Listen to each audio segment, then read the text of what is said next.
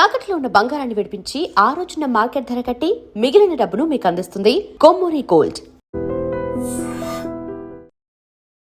ఆయనను కలిశాను, కల్వకుంట్ల చంద్రశేఖరరావుని కలిశాను, అందరిని లెజెండ్స్ అందరినీ కలిశాను. అంటే అందరూ అయ్యో అన్నారు, పాపం అన్నారు, అమ్మాయి పోయింది అన్నారు, అన్నీ అన్నారు. ఎవరు కూడా సాయం చేయడానికి అయితే ఫార్వర్డ్ కాలేదు. ఏదో అసెంబ్లీలో మాట్లాడారు, సిబిఐకి ఇప్పించారు, అంతవరకు చేశారు. తర్వాత వదిలిపెట్టేశారు. నా పోరాటం నేనే చేసుకున్నా, ఒంటరి పోరాటం మాత్రమే. ఎవ్వరు కూడా ముందుకు రాలా, నో బడీ కమింగ్.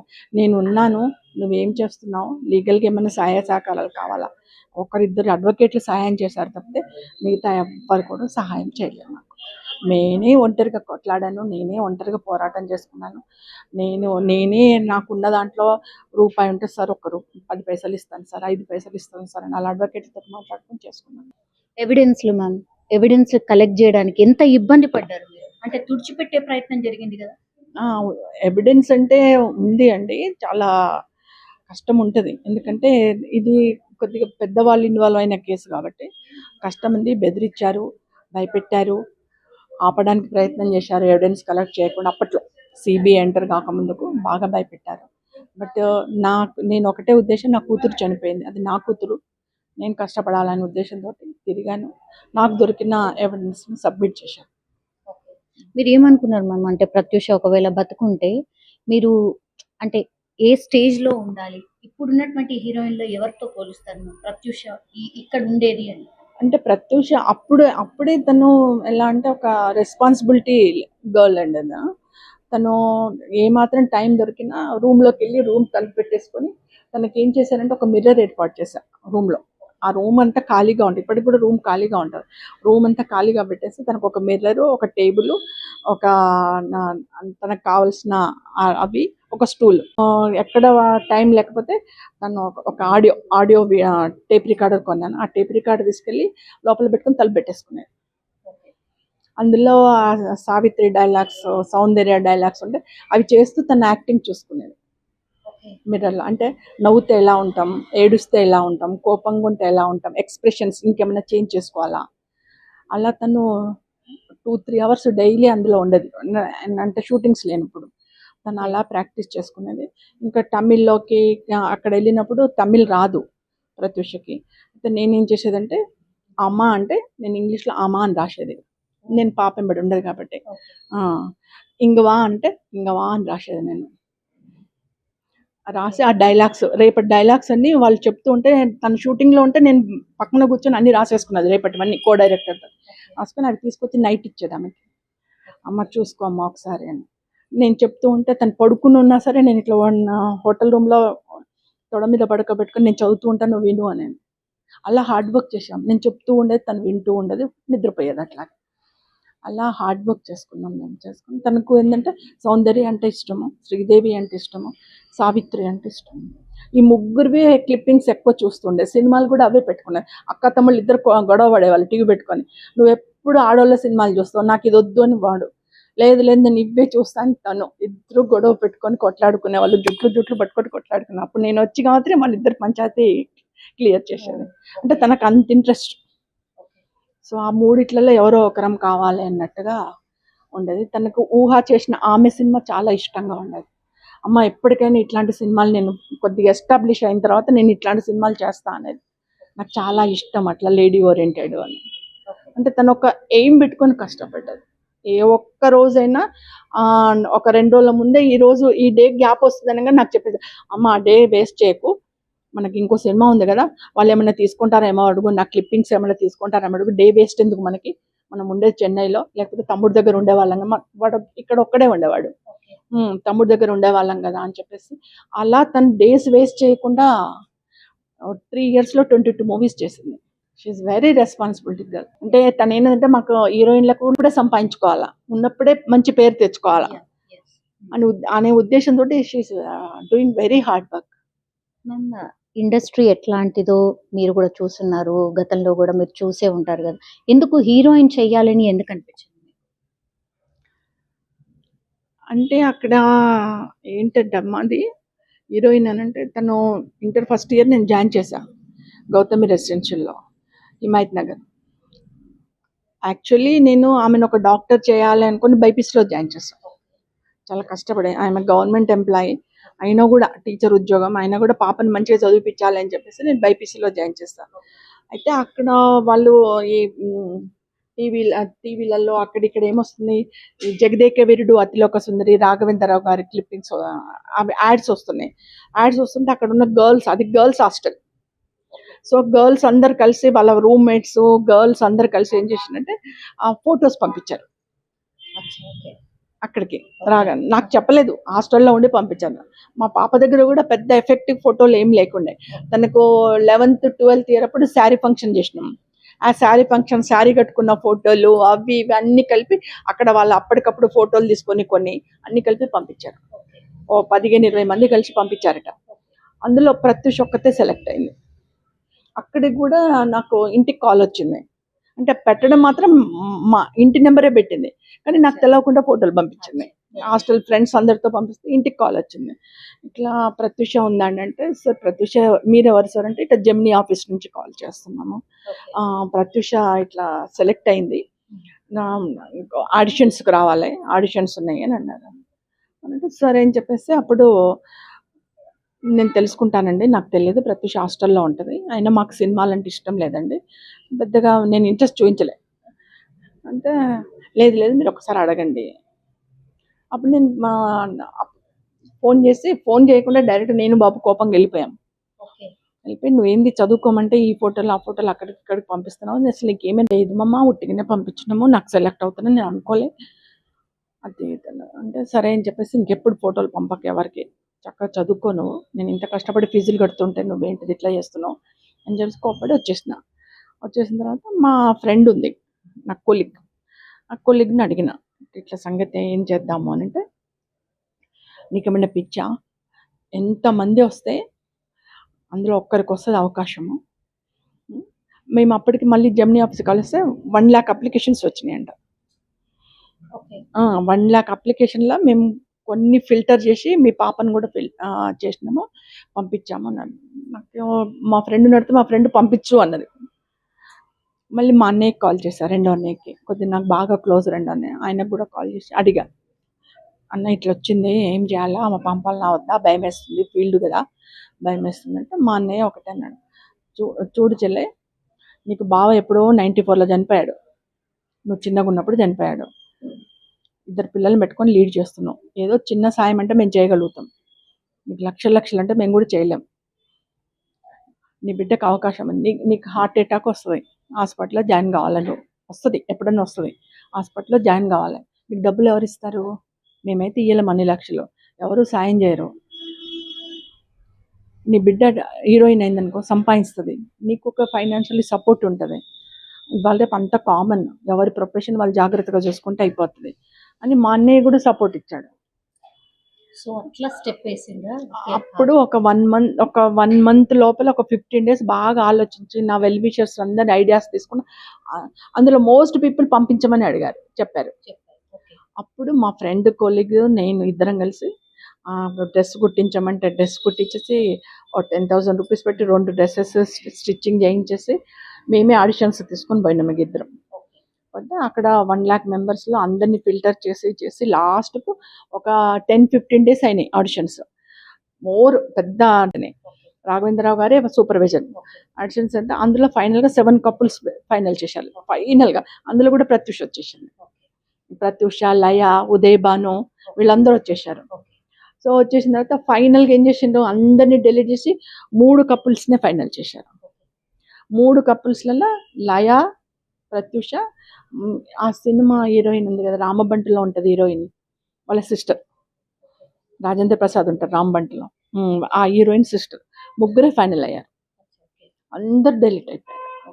లక్షలో ముగ్గురు అమ్మాయిలు 3 అబ్బాయిలు అంతే. ఫైనల్గా ఫస్ట్ అమ్మాయి వచ్చింది, సెకండ్ లయ వచ్చింది, థర్డ్ ప్రత్యూష వచ్చింది. ముగ్గురు అయిపోయిన తర్వాత ఆ ఫస్ట్ కపుల్ను రాఘవేంద్రరావు గారు చేసే సినిమాకి తీసేసుకున్నారు. సెకండ్ లయ, థర్డ్ ప్రత్యూష అయిపోయింది.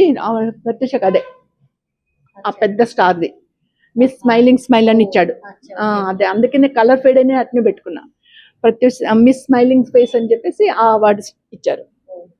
ప్రత్యూష ఫస్ట్ అవార్డు ఇచ్చారు. ఇచ్చిన తర్వాత రాఘవేంద్ర గారు సార్ని అడిగా, సార్ మాకు ఎవరు తెలియదు ఫీల్డ్లో, నేను స్కూల్ టీచర్ని, పాప కాలేజ్ గోయింగ్, మాకు ఎవరు తెలియదు సార్, ఇందులోనే వచ్చామంటే లేదు లేదు మంచి స్మైలింగ్ ఉంది, మంచి హీరోయిన్ అవుతుంది, నేను చెప్తున్నాను కదా ముగ్గురిట్లో నెంబర్ 1 హీరోయిన్ అయ్యేది ఆమెనే, చాలా మంచిగా అవుతుంది, కొద్ది ట్రైనింగ్ ఇప్పించు, యాక్టింగ్ ట్రైనింగ్. మీరు ఏ ఇయర్ ది చెప్తున్నారు మ్యామ్? 98. 98. అప్పుడు she is only 16 years. 16 years.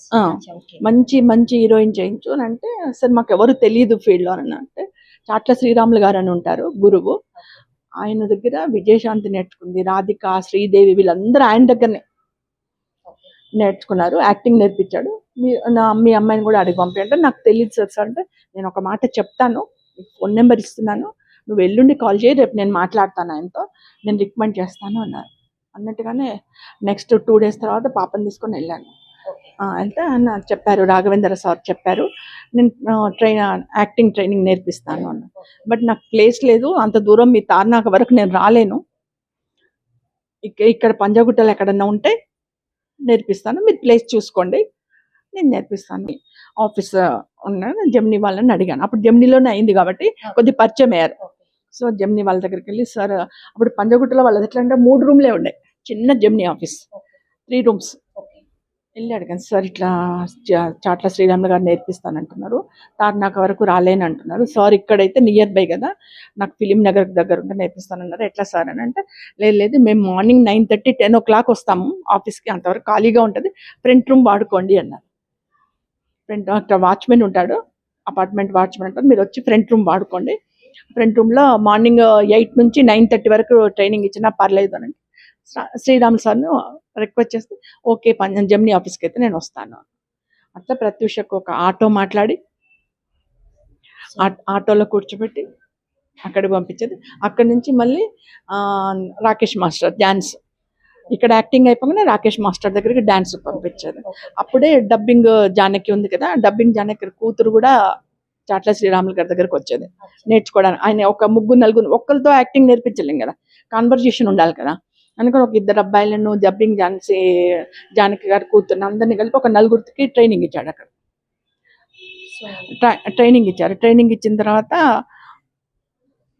తను అప్పుడు మోహన్ బాబు గారు కాల్ చేశారు. సినీ రంగ ప్రవేశం అక్కడి నుంచి మోహన్ బాబు గారి దగ్గర నుంచి, రాయుడ్ దగ్గర నుంచి ఎంటర్ అయింది పాప, అక్కడే ఫైనల్ అయింది. మ్యామ్, ఈ సిద్ధార్థ్ రెడ్డి ఇక్కడ ఏ ఇయర్ నుంచి ఎంట్రీ అయినట్టు? మరి అదేంటండి ఇంటర్ ఫస్ట్ ఇయర్ అక్కడే కాలేజ్ లోనేనా? కాలేజ్ అంటే కాలేజ్ గోయింగ్ అదే, అంటే కో ఎడ్యుకేషన్ లో పాప క్లాస్మేట్. అక్కడ అంటే నాకు తెలిసింది పాప హీరోయిన్ ఎస్టాబ్లిష్ అయిన తర్వాత తెలిసింది. సో అప్పుడు పాప చెప్తే నేను కూడా వెంబడే ఫార్వర్డ్ కావడం బాగుండని చెప్పి కన్విన్స్ చేసిన, అమ్మ నువ్వు ముందు డెవలప్ గా, మంచి హీరోయిన్ గా, అతను కూడా ఎడ్యుకేషన్ చేసుకొని, చిన్న ఎడ్యుకేషన్ ఇప్పుడు డిగ్రీలో ఉన్నాడు, నువ్వు ఎస్టాబ్లిష్ గా మంచి హీరోయిన్ గా, అతను కూడా మంచి ఎడ్యుకేషన్ చేసుకుంటే ఏదైనా జాబ్ చేసుకుంటాడు, లేకపోతే ఏదైనా కంపెనీ పెట్టుకుంటాడు, నువ్వు బాగా డబ్బులు సంపాదిస్తే అతను కంపెనీ పెట్టుకుంటాడు. సో ఇలా మీరిద్దరు సెట్ అయిపోతే మాకు సంతోషంగా ఉంటుంది, తొందరపడకండి, మీరు నువ్వు ఎస్టాబ్లిష్ అయ్యే వరకు ఇదే కంటిన్యూ, ఇదే ఇంటిమసీ, ఇదే ఫ్రెండ్షిప్ కంటిన్యూ అయితే నేను తప్పకుండా యాక్సెప్టెన్స్ ఇస్తాను అని చెప్పేసి తను ఓకే చెప్పింది. తను అదే విధంగా కంటిన్యూ, వాళ్ళ ఇంట్లో ఒప్పుకోకుండా వాళ్ళు కొద్దిగా అబ్బాయికి ఇన్ఫీరియారిటీ కాంప్లెక్స్ వచ్చేసింది. ఏంటంటే మా ఇంట్లో ఒప్పుకుంటలేరు, మళ్ళీ ప్రత్యూషనేమో డే బై డే ఎదిగిపోతుంది, మంచి హీరోయిన్ అయిపోతుంది, రేపటి నాడు నన్ను రిసీవ్ చేసుకుంటుందో లేదో అనే ఉద్దేశంతో ఒక ఇన్ఫీరియారిటీ కాంప్లెక్స్ వచ్చేసి ఇట్లా తీసుకెళ్ళి చేంజ్ చేశాడు. అంటే ఎక్కడ కూడా మీకు అనుమానం ఎక్కడ కూడా రాలేదా మ్యామ్? ఇట్లా బిహేవియర్లను ఏండ్లను ఒక దాంట్లో చేంజ్ అవుతుంది కదా, అబ్బాయి అన్ని షేర్ చేసుకునేదా? ప్రత్యూష మీతో అన్ని షేర్ అంటే అబ్బాయి కొద్దిగా కామ్ గోయింగ్, నో ఎక్స్ప్రెసింగ్, బడబడ వాగేవాడు కాదు, కామ్ గోయింగ్ గా ఉంటాడు. సో కామ్ గోయింగ్ ఉన్న వాళ్ళు డేంజర్ అని అప్పుడు గుర్తించలేకపోయినాము, అన్ని ఎక్స్ప్రెస్ చేసేవాడు కాదు. బాగున్నారంటే బాగున్నా, హాయ్ అంటే హాయ్, అట్లా. షూటింగ్ స్పాట్స్ కి కూడా వచ్చేటోడు? లేదు, నేనే లేదు, నేను మా అన్నయ్య కూతురు అంతే. సో ఎక్కడ కూడా ఎవరికి కూడా డౌట్ రాలే, అంటే ఇన్సిడెంట్ జరిగే రోజు కూడా మీకు ఎక్కడ డౌట్ రాలేదు? వాళ్ళ ఫ్రెండ్స్ తోని కూడా కలిసి వెళ్ళేదా ప్రత్యూష? అంటే సిద్ధార్థ్ వాళ్ళ ఫ్రెండ్స్ తోని కూడా కలిసి వెళ్ళేదా అప్పుడప్పుడు? అవుటింగ్ లని బయటకు లేదండి, లేదు. తనకి టైం ఉండేది కాదు. Is very busy. అంటే నేను చెప్తున్నాను కదా, హాఫ్ డే 1 డే ఉన్నా కూడా షూటింగ్ కావాలి అనేది. మొత్తం కెరీర్ మీదనే కాన్సన్ట్రేషన్. ఎప్పుడైనా టైం ఉంటే సిద్ధుతో హాఫ్ అన్ అవర్ పోయేసి వస్తా అట్లా అని చెప్పి హాఫ్ అన్ అవర్ అట్లా తిరిగి అమ్మ నేను ఇంటికి పోతున్నా అని చెప్పి మరి గబుక్కుని వచ్చేది. అలాంటి గర్ల్ ఆమె. ఎక్కువ అవుట్స్ పోవడము, అసలు టైం ఉంటే అవుట్స్కి వెళ్ళడం అసలు నో టైం. సో మీ పర్మిషన్ తోనే వెళ్ళేటప్పుడు అంతే. కూడా. సో మరి ఆ రోజు మ్యామ్ నాకు 1000 రూపాయలు, నాకు 2000 నేను డ్రెస్ కొనుక్కొచ్చుకుంటా, నాకు 5000 గాగ్రా చోలి కొనుక్కొచ్చుకుంటా. అలా నన్నే డబ్బులు తీసుకొచ్చి తనకు వచ్చిన రెమ్యునరేషన్ కూడా తీసుకొచ్చి మొత్తం నాకు 5000 అనేది.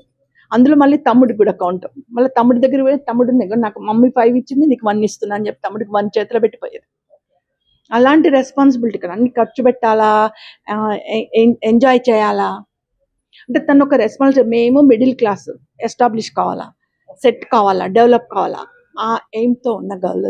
అందుకే ఇంత బాధ అవుతుంది నాకు. అంటే సిద్ధార్థ్ రెడ్డి ఇప్పుడు యుఎస్ లో ఉన్నారు అని చెప్తున్నారు మ్యామ్. ఈ ఇన్సిడెంట్ జరిగిన తర్వాత మీరు ఇంత ఫైట్ చేస్తుంటే కూడా కనీసం చెప్పడానికో లేదు నేను చేయలేదు అని చెప్పడానికన్నా ట్రై చేశారా? లేదు మేడం, నేను 2002లో సెషన్ కోర్టులో చూశాను, నాంపల్లి సెషన్ కోర్టులో అబ్బాయిని చూశాను. ఇంతవరకు మళ్ళీ నేను చూడలేదు. I hate. ఎందుకంటే నేను యాక్సెప్ట్ చేసిన నా బిడ్డను అప్పచెప్పిన ఎలా ఉండాలి? నువ్వేం చేసినావు? పోనీ నువ్వు మూర్ఖుడా, మనిషివేనా, నరరూప రాక్షసుడినో, ఎంత పాపం చేసినావో అంత పాపం కర్మ అనుభవిస్తావు తప్పకుండా. కర్మ అనుభవించాల్సిందే. నేనైనా మీరైనా ఎవరైనా కర్మ అనుభవించాలి. చెడైనా మంచిగా అనుభవిస్తారు. టిల్ డెత్ లోపల తప్పకుండా అనుభవిస్తారు. ఒకప్పుడు ఇక్కడ పాపం చేస్తే మన పైకి పోతే అనుభవిస్తారు. ఇప్పుడు అట్లా కాదు, ఇక్కడ పాపం ఇక్కడే అనుభవిస్తారు. ఇది కలికాలం, అనుభవిస్తారు తప్పకుండా. మీరు ఇప్పుడు సుప్రీంకోర్టు హియరింగ్ ప్రకారం అయితే 4 వారాల్లో ఖచ్చితంగా రావాలి సిద్ధార్థ్ రెడ్డి. వస్తాడు అనుకుంటున్నారా? ఐ డోంట్ నో, నేను ఎట్లా చెప్పగలుగుతానండి. సుప్రీంకోర్టు ఆర్డర్స్ ఉన్నాయి. I'm not a legal expert కాదు, అడ్వకేట్ కాదు. వాళ్ళు ఏం ఆలోచిస్తున్నారో మనకు తెలియదు. బట్ సుప్రీంకోర్టు ఆర్డర్ ఉంది ఆన్ ది స్పాట్ సరెండర్ అని. సో సరెండర్ కావాలి. మరి అడ్వకేట్స్ వాళ్ళు అపాయింట్ చేసుకున్న అడ్వకేట్స్ ఏం ఆలోచిస్తారో మనకు తెలియదు కదా. Still wait. రాకపోతే కోర్టులో అయితే ఏదో ఒకటి వేయాలి కదా, పిటిషన్, కౌంటర్, ఏదో రీజన్, ఏదో దాన్ని బట్టి మనం ఎలా అలర్ట్ కావాలనేది ఆలోచన. వాళ్ళు కోర్టుని ఏ విధంగా సంప్రదిస్తారనే దాని మీద మనది కూడా ఉంటుంది కదా. Thank you so much. And for more videos, Please subscribe to iDream. Please subscribe to iDream. Please subscribe iDream. And please subscribe to iDream. For more videos, subscribe to iDream. please like, share and subscribe to the channel. Congratulations, iDream. Subscribe to iDream. Subscribe to iDream. So subscribe to iDream Media. iDream ki iDream team andarki huge congratulations. Please subscribe iDream Media. Please subscribe to iDream. Subscribe iDream. Please subscribe to iDream. iDream అంటే నా కళల ఛానల్ను subscribe చేసుకున్న నోరు తిరుగుతలేదు. మీరైతే గంట గుర్తు కొట్టండి. For more such videos, please subscribe to iDream. Subscribe to iDream. Please subscribe to iDream. Please subscribe iDream Media. Please do subscribe to iDream. Please subscribe to iDream Media. For best entertainment and information, please subscribe iDream. And don't forget to subscribe to iDream.